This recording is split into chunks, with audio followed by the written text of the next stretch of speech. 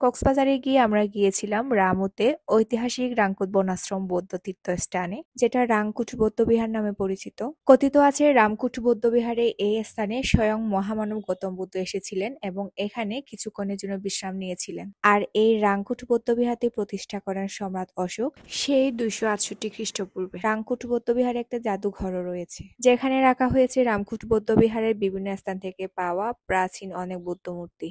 এরপরে আমরা আবার আরেকটা বৌদ্ধবিহারে গিয়েছিলাম, তো সেসব কিছু আমি আমার এই ভিডিওতে আপনাদেরকে শেয়ার করছি।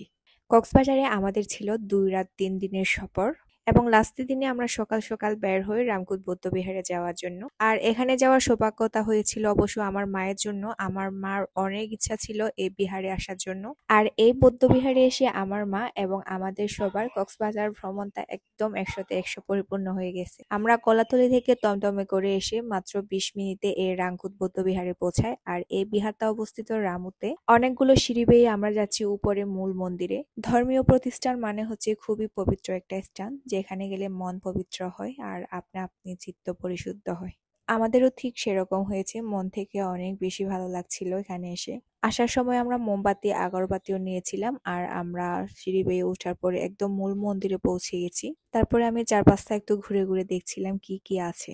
সত্যি কথা বলতে এই বৌদ্ধবিহার সম্পর্কে এখানে যাওয়ার আগে আমার জানা ছিল না যে এই বৌদ্ধবিহারটি এত ঐতিহাসিক এবং এত বছরের পুরনো একটা বৌদ্ধবিহার। আমরা যখন গিয়েছি তখন একদম সকাল সকাল, তাই তেমন মানুষ ছিল না। আর এখানে উপরে মূল মন্দিরে বাতি দেওয়ার জন্য জায়গা আছে। আমরা যে মোমবাতিগুলো নিয়ে এসেছিলাম সেগুলো আমরা এখানে ধরিয়ে দিচ্ছি।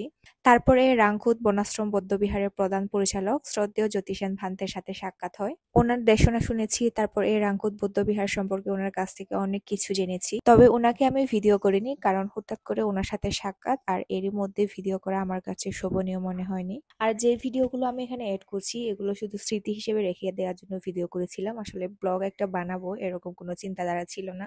ভান্তের সাথে সাক্ষাতের আগে একটা বুদ্ধ দর্শন করেছিলাম, যেটা ছিল স্বপ্নে প্রাপ্ত বুদ্ধ। আর সেই বুদ্ধটি পাওয়া গিয়েছিল একটা মুসলিম পরিবারের বাড়ি থেকে।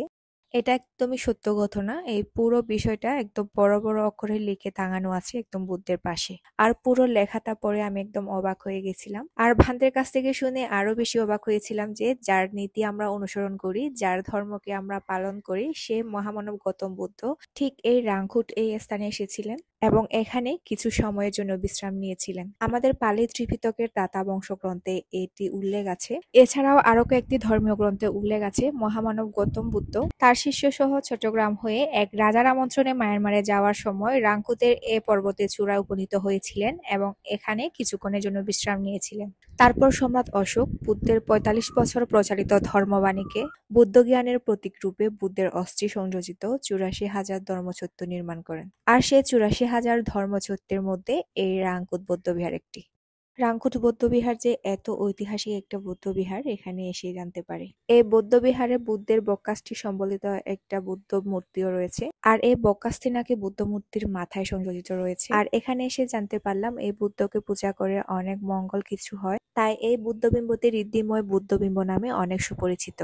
তো এখন আসছি রাংকুট বৌদ্ধবিহারের জাদুঘরে। এই জাদুঘরে অনেক প্রাচীন বুদ্ধ মূর্তি রয়েছে, যেগুলা কিছু কিছু ভেঙেও গেছে। হাজার বছরের পুরনো এই বুদ্ধ মূর্তিগুলো রাংকুট বৌদ্ধবিহারের বিভিন্ন স্থান থেকে নাকি বিভিন্ন সময় পাওয়া গেছে, যেগুলা কিছু কিছু বুদ্ধ মূর্তি বৃষ্টির সময় যখন পাহাড় ভেঙে যায় তখন বের হয়েছিল। বুদ্ধ মূর্তি ছাড়াও জাদুঘরে আরো অনেক জিনিসপত্র আছে, যেগুলো সময় সংকীর্ণতার কারণে আসলে পুঙ্খানুপুঙ্খভাবে দেখা সম্ভব হয়নি। এখানে রাংকুট বৌদ্ধবিহারে মূল মন্দিরে যাওয়ার রাস্তার বাম পাশে সম্রাট অশোকের প্রতিবিম্ব রয়েছে আর হিউয়েনসাং এর প্রতিবিম্ব রয়েছে। 7ম শতকে বিখ্যাত চৈনিক পরিব্রাজক হিউয়েনসাং ভারত ও বাংলাদেশে বুদ্ধের অবস্থানস্থল পরিদর্শনের সময় খ্রিস্টপূর্ব 3য় শতকে সম্রাট অশোকের নির্মিত ও ভগবান বুদ্ধের পদধূলিত এই রাংকুট বৌদ্ধবিহারটি পরিদর্শন করেছিলেন, যা তার ভ্রমণ বৃত্তান্তে উল্লেখ আছে। ঐতিহাসিক এই বৌদ্ধ ধর্মীয় স্থানটি দেখার পরে জানার পরে আমাদের সবার অনেক বেশি ভালো লেগেছিল। নেক্সট টাইম আমি যে কোনো এক সময় একটু সময় করে আবার যাব। তারপর চলে আসি ভুবন শান্তি 100 ফুট সিংহসজ্জা গৌতম বুদ্ধ মূর্তি যেখানে আছে সেই বিহারটিতে।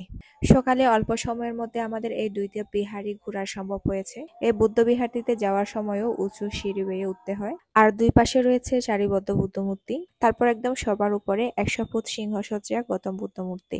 আমরা এখানে বুদ্ধকে বন্দনা করলাম। সময়টা খুবই অল্প ছিল যেহেতু আমরা সকালের টাইমে 11টার ভিতরে এগুলা ঘোরাঘুরি করেছি। তারপরেও আমাদের জন্য এনাফই হয়েছে এবং সবকিছু ঠিকঠাক মতো হয়েছে। আমাদের জন্য সবাই দোয়া করবেন আর আপনারাও অনেক বেশি ভালো থাকবেন। তো আর কি, আমার ভিডিওটা এই পর্যন্ত। জগতের সকল প্রাণী সুখী হোক।